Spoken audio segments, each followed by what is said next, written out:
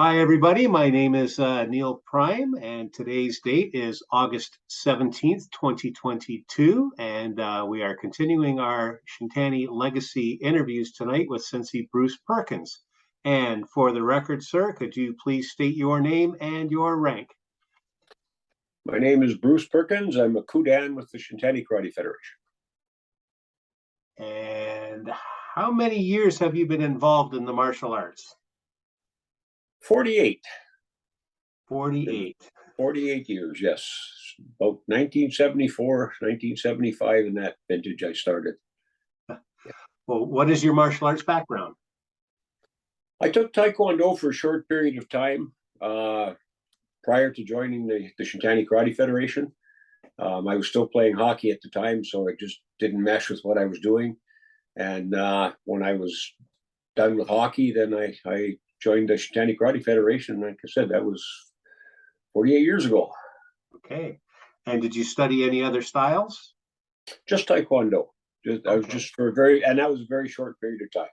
And Other than the Wado and the Shindo, right. my whole time has been with the Shintani Karate Federation. Right. And what rank are you in Shindo? Shichidan, I believe. Yeah, I believe I'm a Shichidan. I don't know, to be honest with you. Funny, it's one of those things that it just doesn't matter. We just do it. But you just keep doing it. That's right. Yeah. How did you get started in the martial arts? I was always intrigued by it, and believe it or not, I was one of those people that went to a Bruce Lee movie when it went through town, and I come out of there enthralled, just couldn't believe what I was seeing. And after I was finished playing hockey, I knew it was something I wanted to do, and I started, and I just never stopped. That's I actually awesome. went to a watcher class in Wawa at the high school. Sensei Don Gerard, who's no longer with the organization, he was putting on a demonstration, and it was a big double gym in the high school, and it was packed with people. Mm-hmm. And I watched that class, and I made up my mind then, as soon as I was able, I was going to join. Great. What are your personal accomplishments related to the martial arts? Actually, I have several. The first one was being asked by Hanshi Shintani to serve on the original Senate. That was an absolute honor. I'll get to this later on in the interview, but we actually, before there was a Senate, there was a committee, and I was on that committee. But when Sensei asked me to be on the original Senate, I was absolutely honored by that. The other one, being picked by Hanshi Shintani to be on the original team. That original team was supposed to go to Okinawa to represent the Shintani Karate Federation. For political reasons, it never happened. But the very fact that I was asked by Sensei to be on that team was an absolute honor. And then being asked by Hanshi Shintani to put together a training and grading syllabus for Shindo. I'd actually had a meeting with Sensei. And it was in his house down in Hamilton. And we were just sitting there talking, and he said, "Bruce, I want you to do something for me." And he asked me to he said, "I want you to put together a training syllabus and a grading syllabus for the Shindo." And I was floored. I couldn't believe what I was hearing. After that, I left, I drove all the way home, and my mind was just spinning. And I called Sensei Dennis, and I said to him, "I need you to do me a favor." I said, "I need you to call Sensei and talk to him and ask him what he asked me." I said, "I know what I heard." I said, "But I just want it confirmed." Mm-hmm. So anyway, a couple of days later, Sensei Dennis called me and goes, "That's exactly what he wants you to do." So that was another personal accomplishment. Absolutely. Being awarded my 8th degree from Sensei. I've actually got one of the certificates that was passed down to Sensei from Otsuka Sensei. That was an absolute honor receiving that, and a personal accomplishments. I'm very proud of that. Another one is starting the scholarship fund. As a personal accomplishment, that ranks up there near the top. It was something I always wanted to do, and I don't even know where the idea came from. But before we had a Senate, we had a committee. We were sitting there, and I brought it up to the committee. I said, I want to start a scholarship fund. And I got a lot of opposition, believe it or not. And virtually at the end of the meeting, it was, no, it can't be done. It won't be done. And I said, okay. And I never argued with anybody. And I explained to them, I said, I don't want any money from anybody. It's going to be funded by the Simcoe South Karate Club. So anyway, they turned it down. So I went and talked to Sensei, and Sensei goes, wow, yeah, absolutely. He said, go for it. So anyway, I went back to the next meeting we had, and I said, I brought it up again. And one of the gentlemen there said, we already talked about that. It's not happening. I said, well, I'm here to tell you it is happening. I said, I talked to Sensei. I said, I got his permission to do it, and it's happening. And it was like, oh, okay. And just nobody's going to argue with you now. No, they couldn't. I had the backing of Sensei. So, but the interesting part of that was the first year we had 2 applications, and it was a $500 scholarship. So we talked, and it was Sensei Jim and I, and so we talked to Sensei, and he goes, pay them both.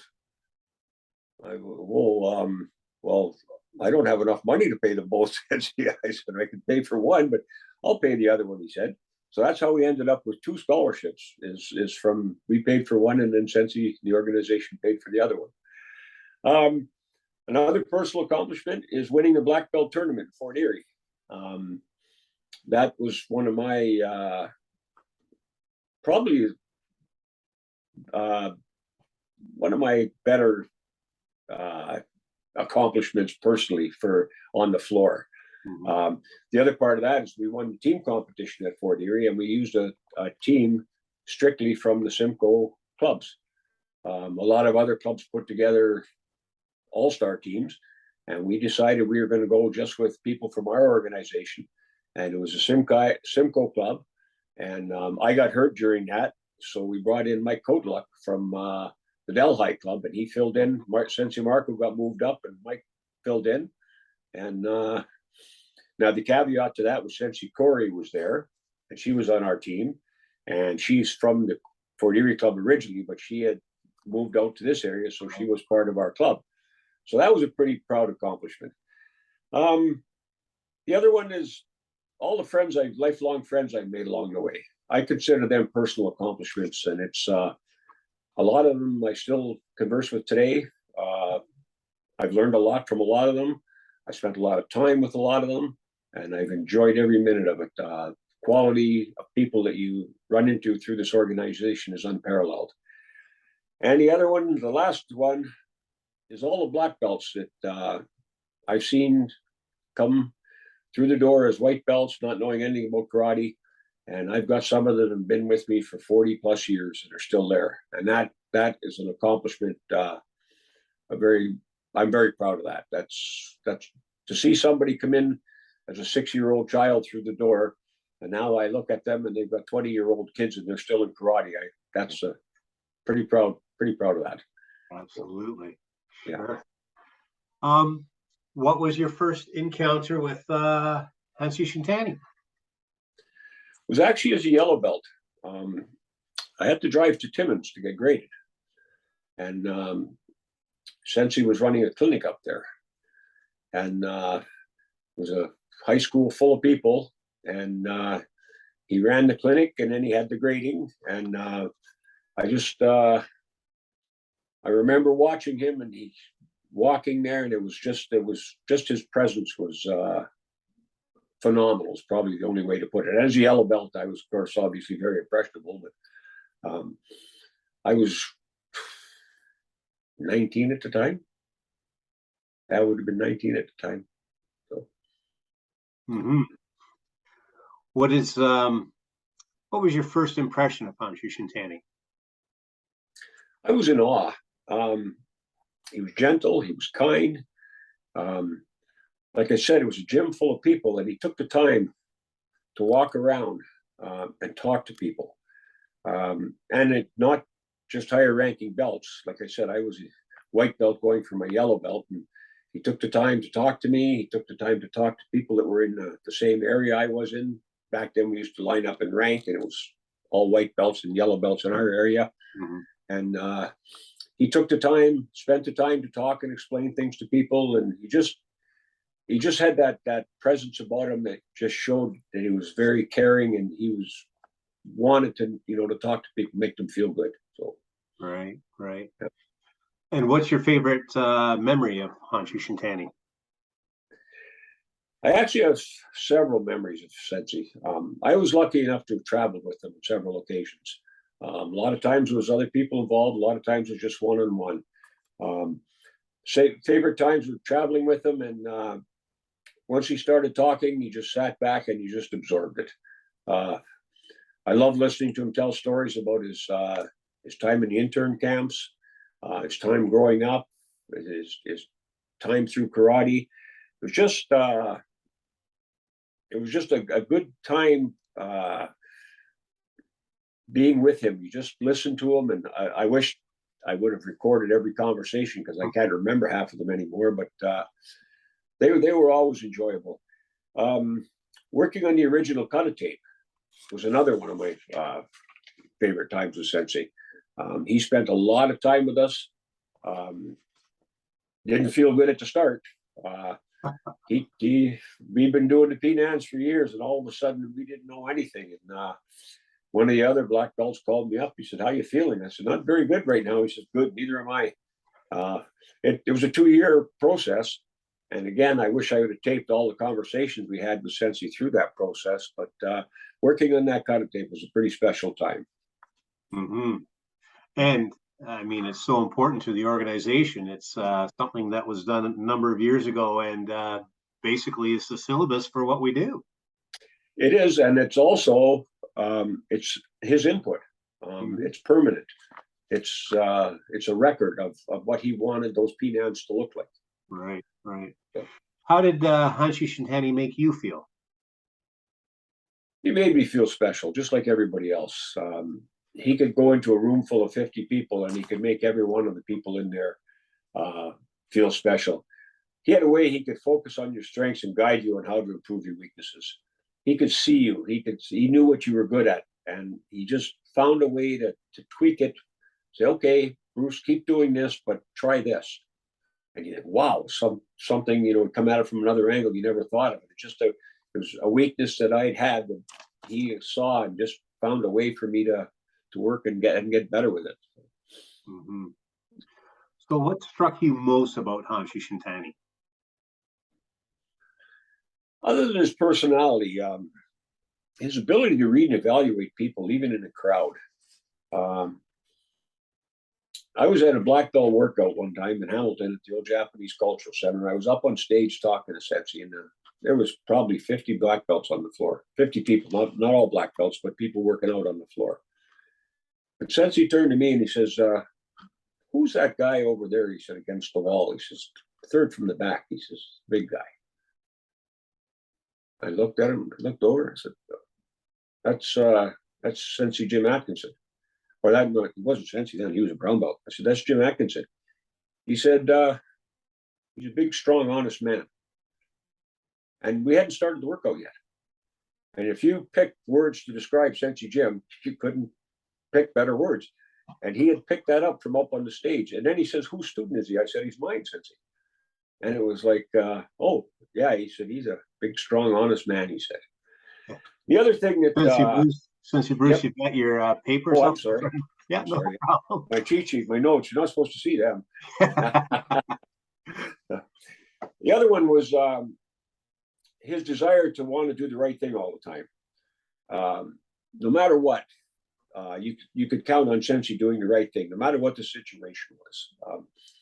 He asked me to be part of a meeting in Hamilton. There was a disciplinary action going on, and with two of the ranking black belts and one of their students. And he asked me to sit in on the meeting. So I drove down to Hamilton and sat in on the meeting. And it was at, I think it was a Fiesta Mall. Anyway, so we had the meeting. Both the senseis had their say, and the gentleman that was involved in there, he was there too. When they left, we were standing outside, and I said to Sensei, I said, "Sensei, have you got a few minutes?" I said, "I could talk to you about Shindo." He goes, "No, Bruce, I don't," he says. He said, "You can never have a meeting after a meeting." He says, "It doesn't look proper."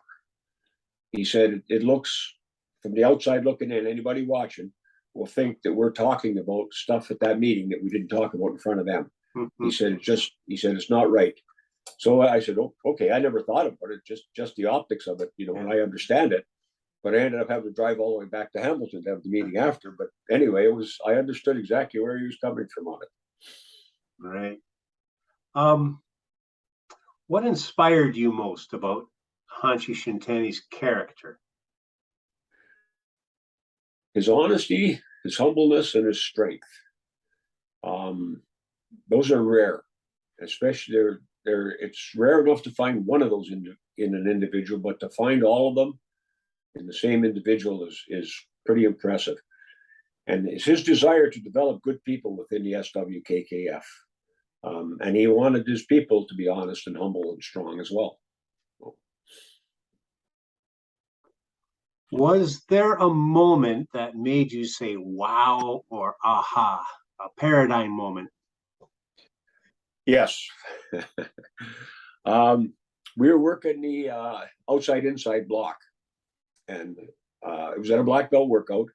And Sensei called me up to the front. He wanted me to work with him. So he says to me, he goes, throw a punch at my head.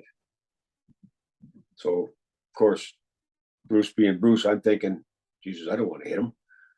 So anyway, I threw the punch, and he goes, he didn't even attempt to block it. He just looked at me, and he said, Bruce, he said, throw the punch at my head. Okay, so I threw it a little bit harder. He didn't again, never even attempted to block it. He dropped his head, and he looked at me. He goes, would I tell you to throw a punch? He said, you throw a punch. Okay, so here I let it go, and I threw that punch, and it was heading right straight. I swore I was going to hit him. And it felt like somebody yanked my arm right out of its socket. And then I felt a pop right on my forehead where he threw the Suki. He did the double block, and it was my own strength he used to pull it, but it took me right off balance, just the way he guided that power, just with that double block. But the punch, the knuckles just touched my forehead. It didn't hurt me, but that was like, oh my gosh, if that would have been real, I would have been done. It would have been over. So absolutely. Yeah. Is there a favorite technique that Hanshi Shintani showed you that perhaps you use today or you teach? I love that double block. He combined that, and I know all listening to the other interviews, everybody said Sensei taught them something a little different. He worked more or less on me with a concept. He didn't want me backing up. He wanted me blocking aggressively, and that's he actually used the term aggressive blocking, and that was with that technique, you can actually advance as you're blocking with it, and that was one of the things he worked with me, and that was one of the things I tried to instill in my students is when you're blocking, like generally, yourself, you're a very good fighter, is you try to distance set the opponent up to get that proper distancing. And if you play that game properly, then that guy's controlling you, and all of a sudden, the next thing you know, whack. But if the person that you're working with, or sparring against, if they don't back up, they change that on you. Mm-hmm. It confounds you, and it causes lots of issues. And that's one of the things that he kept on me about was that concept of aggressive blocking. Interesting. What's the one thing about Hanshi Shintani that you think that he should be remembered for? Well, there's quite a few things actually. One, I don't want to overlook this, but his love for his mother was incredible. He was so devoted to his mother, and the love he had for his mother and the respect he had for his mother was absolutely incredible. That I want to say that first of all, and the second of all was his desire to have a pure organization. He wanted good people in his organization. He didn't want bad people in the organization. And I heard one of the other senseis say, I believe it was Sensei Lou, Sensei said, "Never give a black belt to a bad person." And I know there was a time there since he went through the organization and he got rid of a lot of people. But he wanted to have a good, pure organization. And I think that's part of the reason why it's still succeeding today. 22 years after Sensei's passing, it's the organization is still going. I think there's a lot of good people in this organization. Absolutely. Yeah. What would you like to say to the students that have never had the opportunity to meet Hanshi Shintani? If you're a student in the SWKF, you can honor Hanshi Shintani by being an honest person that treats everyone with respect. If you're going to be in this organization, if you're going to be part of this organization for any length of time, and especially if you achieve a black belt, help honor Sensei by being honest and developing good people, just like he tried to do. Mm-hmm. Very good. Can you describe Hanshi Shintani in one sentence? I think this is the hardest question. yeah, it is. And I gave this a lot of thought. And this is a pretty broad-based statement. He could always be counted on to do the right thing. No matter what the situation, no matter what, at the end of the day, ethically, morally, everything, Sensei could be counted on to do the right thing. That is a great summary. Yeah. Absolutely. That really is. I wish I would have said that. You'll get your chance at your interview. I did. I blew it. Yeah. Is there anything else that you would like to say about Hanshi Shintani? Anywhere. Take us down memory lane. Yes. He had the ability to teach you and force you to look within yourself for answers. A lot of people get up and they teach. But Sensei had a way. I'll give you an example, a couple of examples here, actually. We were sitting in a Senate meeting, and Sensei made the comment. He goes, "There's only one person in the entire organization that's doing shudos properly." Well, there's 9 of us sitting around the table. And we all kind of looked at each other. And then Sensei leans forward, he goes, "And that person is not in this room." It was like, okay. So that meant none of us, all the ranking black belts on the Senate, none of us were doing shudos properly. So I took that personal. So I went back and I started working shudos. And virtually I had my own interpretation, but what I knew a lot of people were doing wasn't working. It wouldn't work if you had to do it.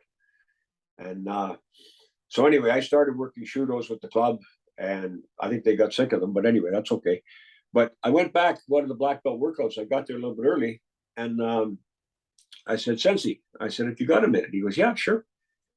So we went down on the floor, and I said, "I'm having troubles with my shudos." I said, "I'd like you to watch me do the shudo," thinking I'm going to get some pointers. And he looked at me and he smiled. He goes, "Bruce," he goes, "everybody's having troubles with shudos." And he turned around and he walked away. And I was sitting there and I think, oh, okay. But it was his way of saying, you know what? You have the tools, figure it out. Basically, yeah. And there's another one when at the black belt tournament in Fort Erie. I was watching the kata, and Sensei walked up and he stood beside me. He goes, "You entering kata today, Bruce?" I said, "Nope." He goes, "Why not?" I said, "I hate kata, Sensei." "Oh, okay," he said. He turned and he looked at me. He says, "What are you going to do when you're 50, Bruce? Tell people you used to be a good fighter?" And he walked away. And I was like, whoa. But that was his way. He wasn't forcing me to do anything, but he just said, "There's an end to what you're doing. You understand that. It's not good." So I started working kata. So it was just, but it was his subtle way that he did that he dropped that hint. There's one other story that I gotta say. We were out west at a grading on the Joseki board, and Sensei was there. And there was a guy there struggling, and we watched him. And anyway, the protocol is if there's somebody struggling, you get some senior belts to watch. So anyway, virtually we called Sensei over and we asked him, "Sensei, we need to take a look at this guy. He's really struggling." So anyway, Sensei goes, "Okay." So he watched them for the second part of the grading. And then when we're doing the evaluation, he says to me, he goes, Bruce, he says, does he have heart? I said, yes, Sensei. I said, he's got heart. I said, he's working very hard, but I said, his technique is very, very lacking. He said, Bruce, if he's got heart, you can always work with that. He said, if he doesn't have heart, he said, you can't work with that. He said, but if he has heart, you can work with that. So we passed the guy. So 3 or 4 years later, I was out west again at another grading. And this time I was one of the higher ranking belts and Sensei wasn't there. And sure enough, there was a guy there that was struggling and he was having a hard time. So the people that were evaluating him called me over and said, we need you to take a look at this guy, Sensei. He's really having a hard time. So anyway, I watched him and sure, yeah, the guy was struggling, but there was sweat flying everywhere. This guy was putting everything he had into it. So anyway, at the end, when we were doing the evaluation, I told them the story about what Sensei had told me. And they passed him. I get emotional about this one. That night at the banquet, this guy stands up, he got his black belt, and he got up, they had to give a speech, eh? He got up and he held up his certificate. He said, in the last year, I lost my job, I lost my wife, I lost my kids, and I lost my house. And he held a certificate up. He says, karate saved my life. And I think about that so often, that lesson that Sensei taught us, that he passed on to me, that I passed on to them, the difference it made in that guy's life. Failing would have been the easy thing to do. But the fact that we passed him and that guy achieved something in his life, and none of us knew the story. And I never did find out the situation, why he lost everything. But the bottom line is that one moment, that one teaching moment of Sensei was able to help somebody that he'll never know. That guy will never know how he got to that point where he got his black belt because of Sensei. But that was a teaching moment that I never forgot. And that's pretty well it for, yeah. That is a great lesson, and that is something that we all have to take into consideration every day of our life. You know, how we touch people, and we never know what the other people are going through, for sure. Mm-hmm. Yep. Sensei Bruce, do you have any closing comments or thoughts? Anything that you want to backtrack on? I just want to say that I was honored to have been able to spend time with Sensei, to learn from him. And I hope that all his black belts continue their goal to develop good people. That's a true way to honor Sensei Shintani, is to develop good people in our organization. And we're right now in a transition period where we have a lot of black belts that never knew Sensei. I'm hoping that they'll take the time to go through these interviews. There's a common theme. If you listen to what's being said about Sensei's character, I don't know how you teach that. I don't think you can. You have to experience it. And we have a lot of good, strong, honest black belts right now. And we have another generation coming up that are the same. We just need to keep that process going and keep good, honest, strong, pure people. And that's the true way to honor Sensei Shintani, Hanshi Shintani, and his organization. And again, I'm honored to have been a part of his organization and been able to spend time with him. It was an absolute pleasure. That's all I have. Thank you. Absolutely. Well, thank you very much, Sensei Bruce. It was I consider it an honor to be a part of this committee, and I have so much fun doing these interviews. And you know, it's same questions over and over again, but it's the amount of different responses that we get is incredible. Although there's a common theme, it's super great to hear all the different stories and the personal touches that Sensei Shintani had with everybody. Yeah. Yes. Thank you very much, and I look forward to doing another one. Thank you very much.